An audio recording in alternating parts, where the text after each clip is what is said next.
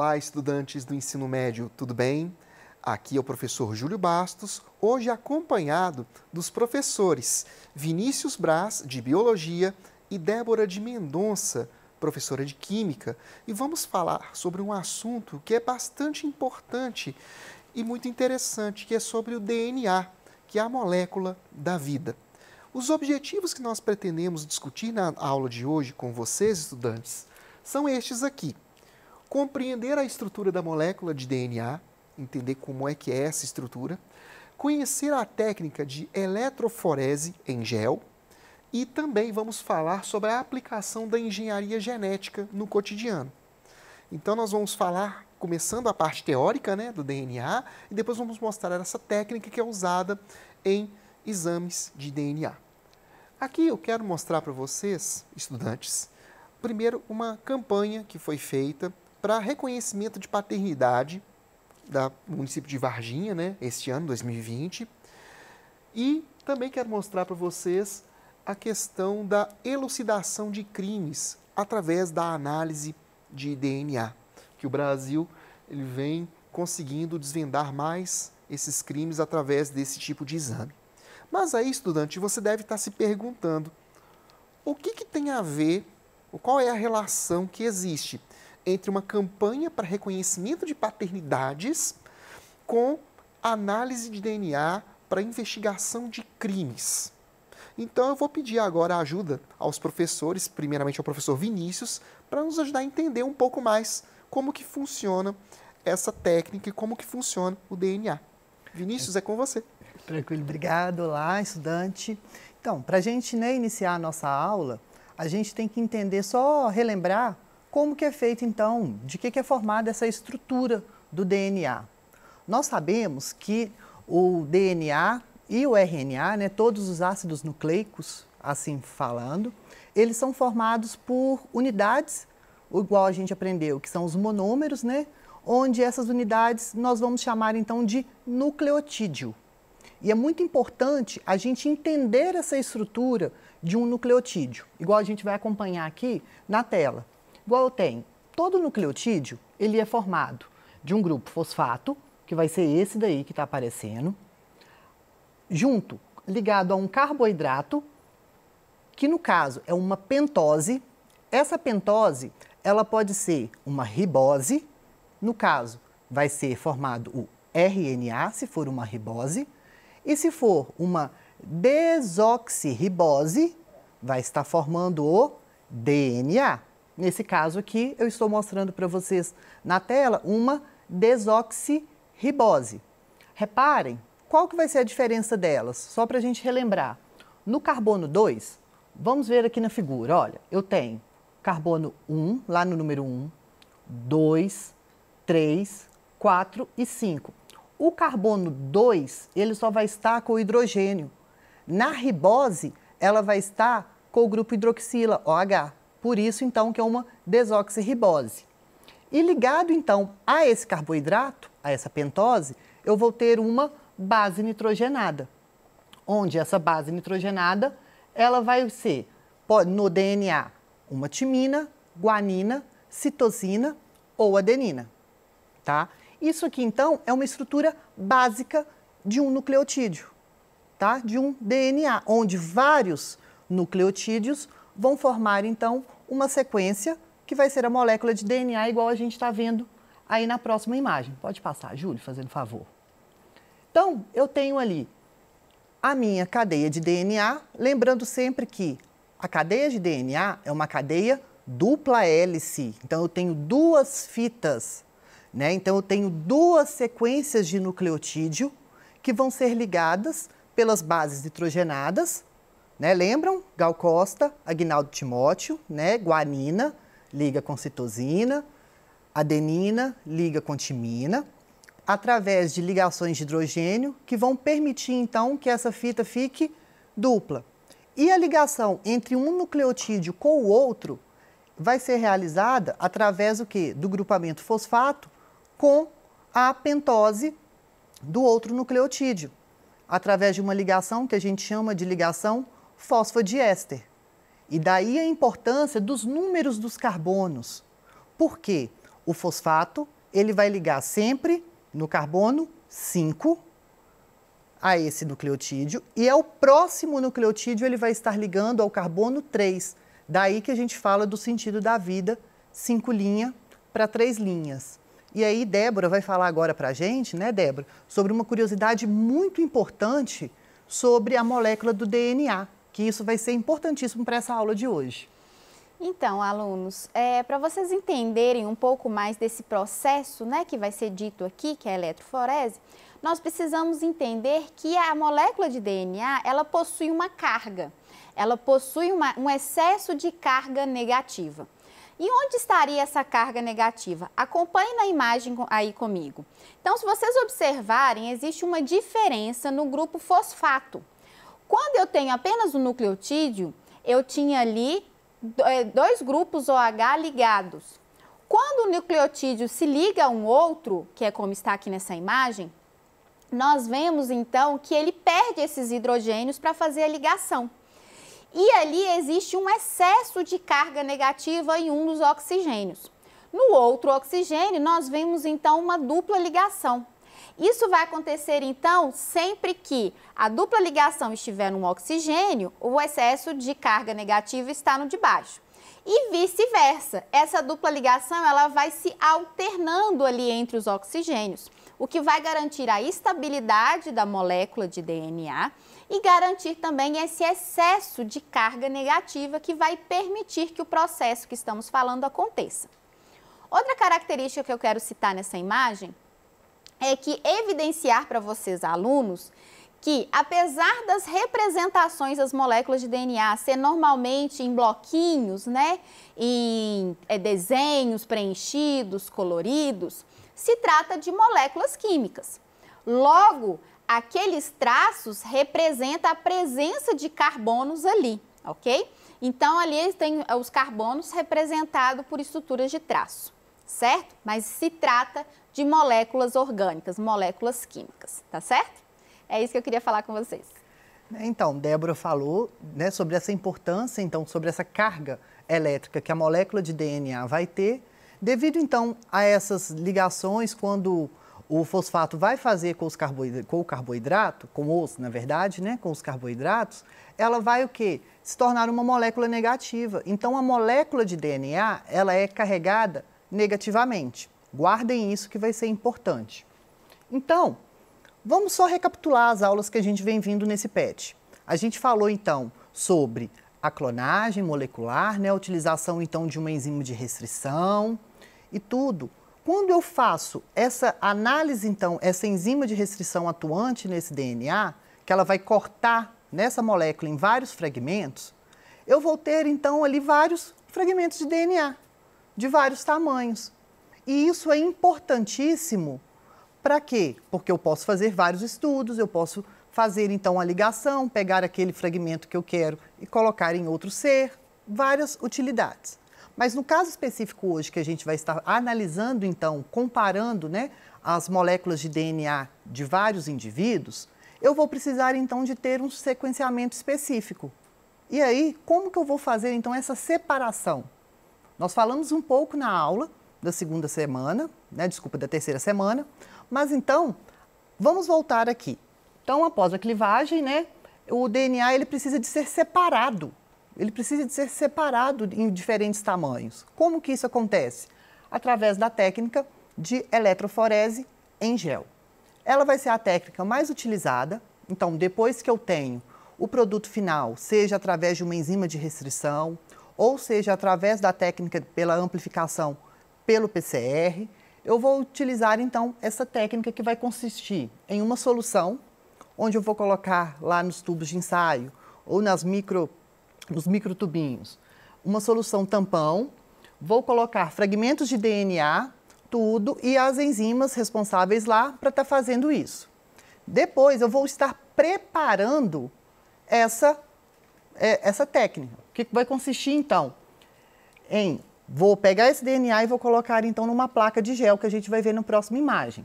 E esses fragmentos de DNA, eles vão ser separados eletricamente, onde eu vou utilizar um campo elétrico, que o Júlio mais para frente vai falar um pouco para a gente sobre isso.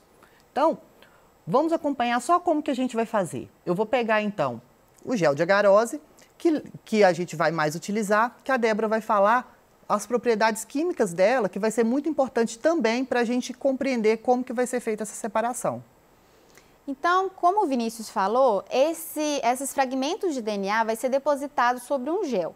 Então, normalmente nessa técnica, esse nome é de suporte ou matriz. Então, normalmente são formato de géis e são muito comuns, né? Os mais comuns são a agarose, como o Vinícius falou, mas também nós temos a poliacrilamida, que é duas substâncias aí que eles vão ter essa capacidade de formar esse gel, bem parecido com a questão de ser gelatinoso mesmo. Pensa na gelatina aí que é feita em casa, caseira, né? Então, o que é cada um deles? Então, a agarose é como se fosse uma peneira. Ela vai ter ali furos, ela vai ter ali espaços que vai permitir a transição desses fragmentos de DNA. A agarose, ela tem uma variedade de espaço muito maior para poder fazer essa técnica do que a poli. A poliacrilamida, ela vai trabalhar com justamente fragmentos muito pequenos, mas ela tem um porém. Quando ela é polimerizada, e eu vou explicar isso um pouco mais para frente, o que é esse processo, ela vai ser neurotóxica, ou seja, ela pode afetar o nosso sistema neural. Ok? Então, existe muito mais trabalho, é muito mais cuidadoso a necessidade de se trabalhar com esta molécula, tá bom? Outra coisa que pode ser trabalhado também é outro tipo de agarose que é obtida por reação orgânica, que é chamada de baixo ponto de fusão, tá? Esse tipo de molécula, esse tipo de agarose, né, de gel, ele também pode ser utilizado, porém também a variedade ali de furos é menor, ou seja, a facilidade com que o DNA poderia passar por ele é menos variável do que a agarose comprada, a agarose normal, ok? Bom, falando então da agarose, então ele é um polissacarídeo extraído de algas marinhas, né? Ele é um material gelatinoso, então o processo de produção dele é muito parecido com o da gelatina, ele é um pó que é diluído, né, num líquido quente e depois você tem ali o resfriamento, né, que é justamente o que nós chamamos de polimerização. O que é esse processo de polimerizar? É quando eu pego a molécula e ela vai se ligando a outras moléculas iguais a ela com uma certa quantidade, normalmente grandes quantidades. E isso vai dar a ela essa característica turva e mais resistente, muito parecido com a gelatina. Pensa numa gelatina incolor, né? É mais ou menos essa a ideia. Bom, ela não apresenta toxicidade da outra substância, né? Ela tem uma polimerização muito rápida. E ela pode ser reutilizada, dependendo do que você for utilizar ali, qual é o tipo de fragmento, né, que você for utilizar. Se for feito várias vezes, ele pode ser reutilizável, tá? Ele é como se ele fosse reciclável, tá? Porém, ele tem uma desvantagem. Quando você tenta aplicar um corante direto a essa substância, né, direto a essa matriz, esse corante no gel de agarose pode interagir com a molécula, diminuindo essa carga negativa ou até mesmo desconfigurando ali a estrutura do DNA, o que prejudicaria então ao processo. Isso, então Débora explicou, né, como que a gente vai fazer essa questão da agarose e as propriedades dela. Então, igual ela falou, eu vou pegar a agarose, vou diluí-la, vou colocar em uma cuba. Feito isso, então, eu vou esperar e vou fazer vários furinhos, igual a gente pode perceber aí na imagem. Fazendo então os furinhos, onde eu vou esperar a agarose, digamos, né, ela se solidificar um pouco, ela ficar mais rígida, mais firme. E feito isso, eu vou aplicar em cada furo que eu fiz solução contendo os fragmentos de DNA, para então eu fazer essa técnica de eletroforese. Lembrando sempre que em cada banda que a gente chama, tá? Em cada furinho, eu vou colocar uma solução, tá? Para a gente ter, e na primeira a gente coloca o que a gente chama de matriz, ou que a gente chama de mapa, máscara, que vai ser uma variação onde a gente já tem os padrões definidos, que serve como comparativo.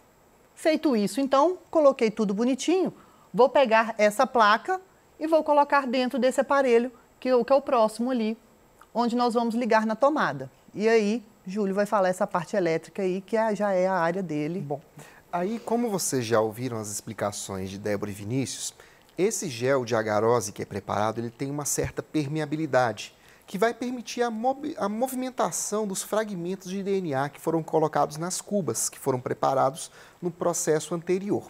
Então, o que vai acontecer? Você vai ter um circuito onde se aplica uma diferença de potencial que vai fazer com que ocorra a atração desses fragmentos de DNA pelo eletrodo positivo dessa estrutura. Aqui é importante destacar que a diferença de potencial que será estabelecida nesse circuito, ela tem que ter um valor que está entre 80 até 120 volts.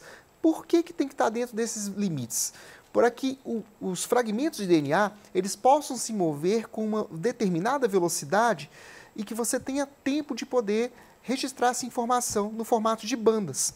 Né? Se você coloca uma diferença de potencial muito alta, acima de 120 volts, você corre o risco dos fragmentos menores eles se perderem no gel de agarose, eles atravessarem completamente aquela estrutura. Se você coloca uma diferença de potencial muito baixa, acontece o oposto, a movimentação torna-se muito lenta e você não consegue identificar os fragmentos conforme o seu tamanho. O objetivo aqui é você separar esses fragmentos por causa dos tamanhos deles. Então, o que vai acontecer? Quando você faz esse processo de ligar o circuito, como a molécula de DNA ela é negativa, eletricamente falando, ela será atraída pelo eletrodo positivo, que está aqui do lado oposto da minha placa de agarose. Então, os fragmentos menores desse DNA, eles vão se mover mais facilmente por essa estrutura. Por que existe essa facilidade? Existe uma relação entre a carga elétrica e a massa que é constante nesses fragmentos. Então, o movimento do fragmento menor será maior do que o do fragmento grande. É como se a gente pensasse até mesmo na física, né? Se você pega dois objetos de massas diferentes e aplica a mesma força, qual vai se mover mais? É aquele objeto que tem menor massa. É a mesma lógica aqui, só que pensando em tamanho de fragmento de DNA. Ok? Então, os fragmentos menores, eles vão acabar ficando aqui numa posição mais baixa na minha placa, em relação aos fragmentos maiores. Ok? Então, aqui, como eu acabei de dizer, ó, quanto mais distante você tiver o fragmento, significa que menor é o tamanho dele, comparado com os outros. Beleza? Então, aí eu quero passar para a Débora para ela falar um pouco sobre os fatores que vão influenciar nessa movimentação dos fragmentos de DNA no gel de agarose. Então, como o Júlio acabou de falar, então existe essa questão do gel ali poder ter essa influência sobre a corrida, né? Sobre esse deslocamento do fragmento de DNA. Então, a concentração é algo que desempenha, então, um papel importante. Então, se o gel estiver muito concentrado, eu tenho, então, uma limitação ali desses furos, dessa permeabilidade ali do gel. Se ele estiver também muito diluído, eu também tenho ali uma alteração ali da corrida, ok? Então, essa concentração, ela deve ser, então, estabelecida de forma que favoreça a corrida, mas não demais para não permitir que ela aconteça muito rápido. A solução tampão ali, ela vai ser importante para garantir que o DNA continue com essa carga negativa e o corante aplicado também pode influenciar por aquele motivo que eu falei, que pode ali ter uma conformação ali, uma ligação com o DNA, impedindo então a corrida. E aí, quando a gente termina então essa técnica, fez a separação, eu preciso de revelar, né?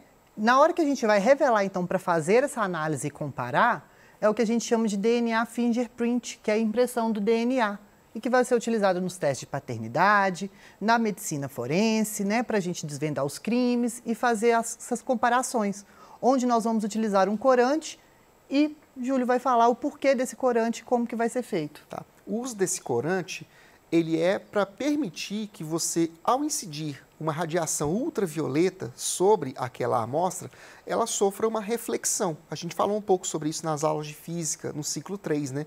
Quando você tem incidência de alguma radiação sobre uma substância, pode ocorrer a reflexão. No caso, é usado uma substância, que é o brometo de etílio, que vai reagir à radiação ultravioleta, permitindo você identificar as bandas e aí você comparar o DNA com a matriz que você possui. Aqui um exemplo, só para vocês verem como é que funciona essa comparação aqui já com a exposição no ultravioleta. Ok? Gente, agradecemos demais a atenção de vocês por essa aula. É uma aula diferente, onde 3 professores estão participando. Qualquer dúvida que vocês tiverem, mandem a pergunta para a gente poder esclarecer aqui ao vivo. Bons estudos e um grande abraço para todos vocês. Até a próxima!